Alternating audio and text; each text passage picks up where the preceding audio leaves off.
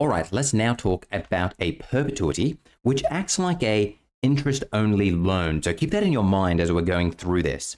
So yet again, I'm going to retire, and I have $100 to retire on. $100 to retire on. This time, instead of putting it into an annuity, I put it into a perpetuity. Similar, it's going to offer me 10% interest every month. So 10% of 100 will end up with 110, which means I've earned $10 in interest. But now here comes the important part. A perpetuity is only going to withdraw the interest generated.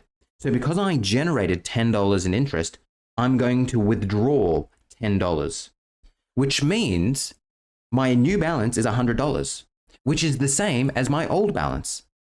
So a perpetuity, the balance is going to remain constant because I'm only going to withdraw the interest.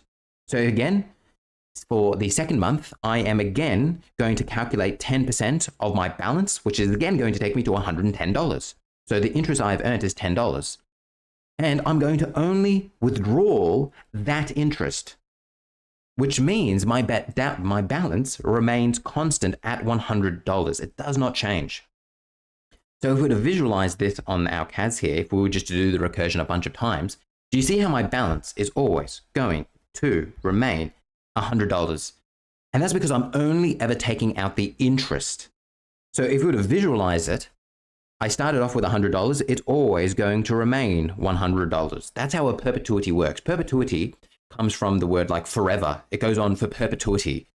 So that is the difference between an annuity and a perpetuity. And it's really important that you understand the differences between them, and also understand that my annuity worked like a reducing balance loan and my perpetuity acts like an interest-only loan. The only difference between these and the loan comparisons is, is it my money or am I giving the money back to the bank? In this case, this is my money.